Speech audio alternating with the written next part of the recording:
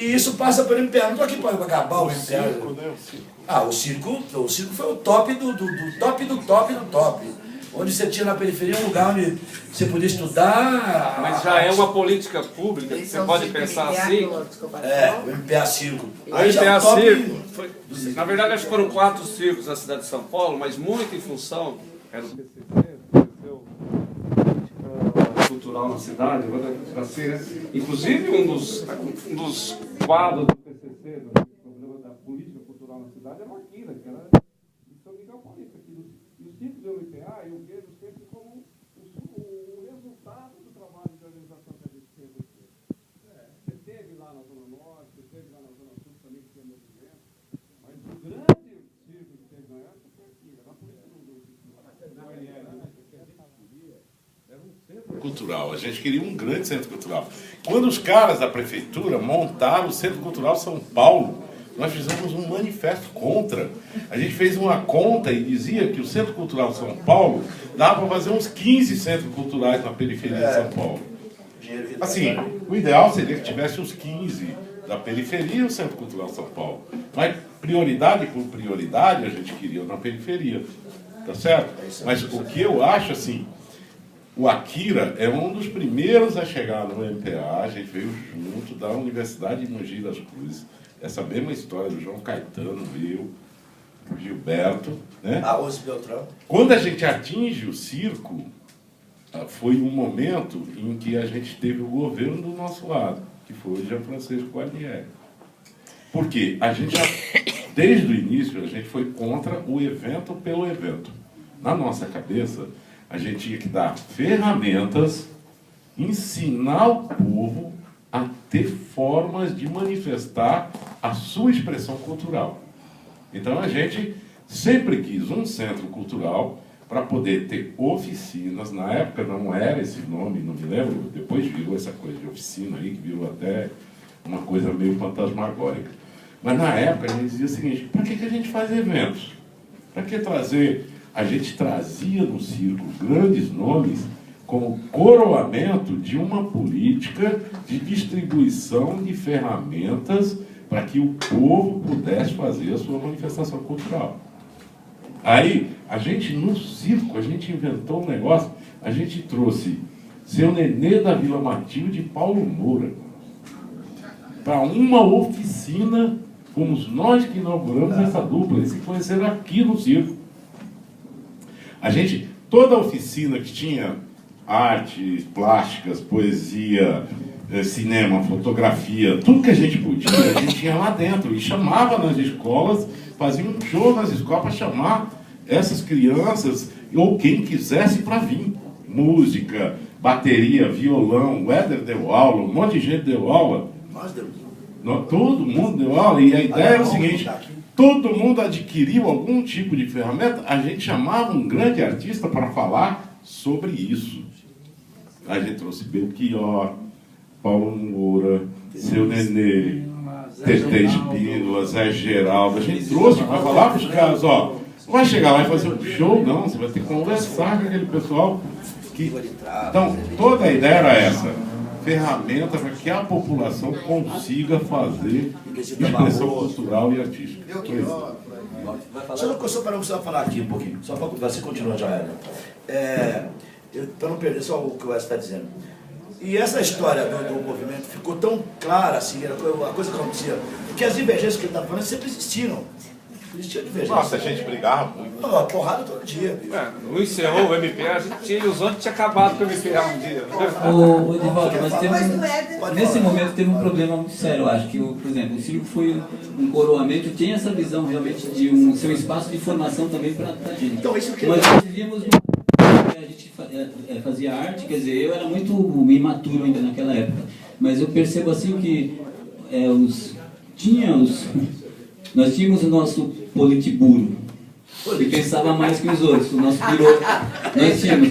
E esse piloto tinha tudo isso na cabeça que o Edson falou, e tinha mesmo. No entanto, quando o circo vem, que é esse coroamento disso que ele fala, que tenha tudo a ver com o que ele está falando também, que foi realmente um coroamento de um trabalho de carregar a caixa nas costas e tal, houve aí uma certa decepção, justamente por não ter entendido da mesma forma estratégia. Na época era uma estratégia e nem todo mundo entendeu da mesma forma, então houve conflito. Entendeu aquilo como o palco principal. Né? Como o palco principal, mas principalmente... Aí era uma tática. Era uma tática, mas principalmente entenderam como cooptação. Então o movimento Popular de Arte, que era um movimento, do ponto de vista anarquista, apesar do monte de comunista que tinha lá dentro, de vários partidos de esquerda, né? Do ponto de vista da organização, assim, mas do ponto de vista da organização ele era anarquista. A gente não podia fazer apologia nem ao MEP, nem ao pessoal do Companheiro, da turma do Genuíno, enfim, sei lá. Independente, pelo menos. E do PCdoB principalmente, que também estava forte. Eu queria que você falasse sobre isso aí. Não, eu vou falar sobre os isso. Os três, na verdade, o pensamento sobre isso. Isso foi realmente eu queria fazer um assunto só, peraí, só um pouco. Não, eu me identifico com o Éder, porque na turma de lá também eu era também da parte que não entendia muito as coisas. Deixa eu falar um negócio da formação aqui, peraí. O Edson tocou no assunto aqui que era o mais importante para todos, que era a formação. Formação de público. Por que botava 3 mil pessoas na praça? Como é que você bota 3 mil pessoas na praça para ver um show de caras do bairro? Os caras que eram com a polícia, e não tinha nem uma estrelona da televisão, nem da Alperd, e lotava aquela praça para ver as pessoas. Porque a gente tinha um projeto de formação de público. Isso que era o base do MPA. Além de formação do artista, da estética, que existia, por exemplo, quando o cara fazia uma bela música, o outro ia lá, o Rabelão fazia uma música legal, eu dizia, pô, essa música é legal, hein? Eu vou fazer uma melhor. Então tinha essa disputa sadia, né? Essa disputa bacana, e também tinha essa coisa da formação de público, cara. A gente tirava os caras da casa, sei lá se era Faustão naquela época, os Silvio Santos, que porra que fosse, e da novela, os caras, a gente botava nego na praça, aqui, saía da televisão, tirava o cara da televisão para assistir os caras do bairro tocar. Isso é do caralho. Era a formação de público. Por isso que todos esses artistas, no coroamento do circo, quando todo mundo queria cantar, eu era o programador do circo. Pô, os caras deviam estar de mim todo dia, os nomes da música brasileira, tá, gente? Porque tinha público que ganhava dinheiro ainda. O cara ia tocar lá naquele lugar, tem 3 mil pessoas, 2 mil pessoas, eu adorava vir aqui. Lógico, tinha um público formado, coisa que não se tem mais no Brasil. Aí vinha o SPTV também. Aí vinha pro tabela, pode continuar. Eu acho assim, juntava muita gente, porque o espaço da praça era um espaço super democrático mesmo. Juntava todo mundo cantava lá, o Migalhas na Mesa, o Matéria-Prima, o taxista, eu lembro do taxista lá que cantava música brega, lá que cantava a música do Odair José, o sanfoneiro, o pessoal do rock, grupo punk, era aberto, então isso era uma coisa super democrática.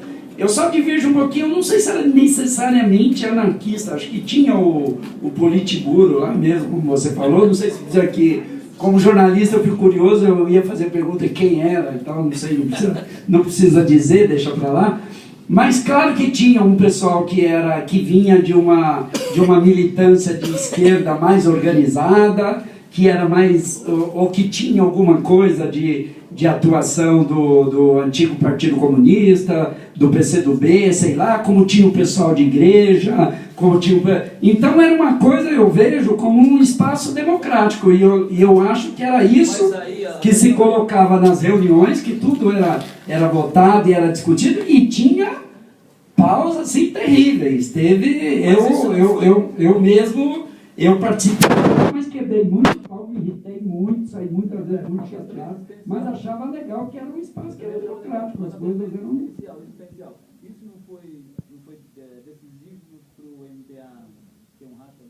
Não, e foi. E no final, a gente tem que admitir aqui, na medida, enquanto a gente pegou o MPA nasceu em 78, eu, por exemplo, comecei a... Então era um período que ainda era uma ditadura, mas que tinha um espaço que você ali podia até atuar, se organizar. Mas o governador era o Maluf. Naquele período, o Edinho, por exemplo, apanhou lá nas manifestações, foi preso lá nas manifestações da administração regional lá daqui de São Miguel. Então a gente pegou esse período foi um período de mudança. Na medida que há a criação dos novos partidos, o MPA, obviamente, acabou sofrendo um pouco com isso. Algumas pessoas resolveram ir para cá, outros para lá. Algumas pessoas tinham uma concepção de atuação política assim, de um jeito. É óbvio que isso influiu. Eu lembro que eu, por exemplo, não me prendi a isso. Eu continuei atuando e participando da mesma maneira e tal, mas houve... Mas nós estamos muito saudosistas, pessoal. Vamos pensar para frente. Eu acho importante resgatar. É um período que... um período que... Mas o Éder colocou um assunto que é muito legal. O que funcionava nesse movimento? Era a espontaneidade. Sim. Porque era o que as pessoas tinham vontade de fazer, se interessavam. A democracia, o espaço aberto. E lógico que chegou uma hora tinha que ter direção disso. Teve jeito.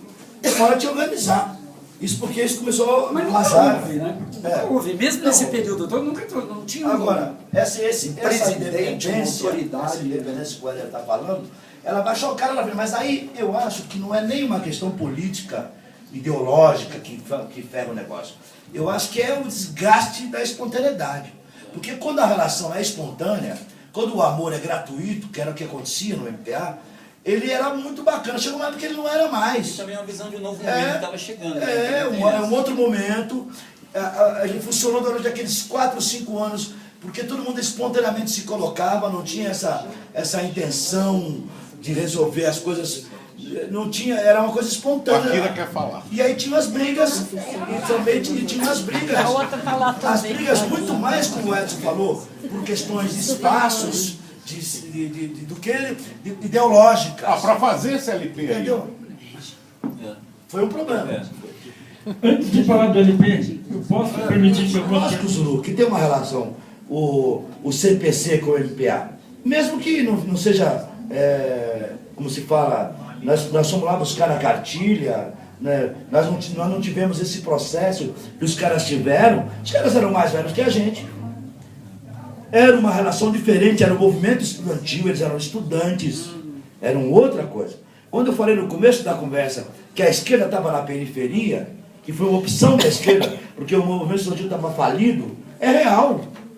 O MPE é muito parecido com o CPC, sim, porque é uma forma de agregamento, de agrupamento estético, artístico da população.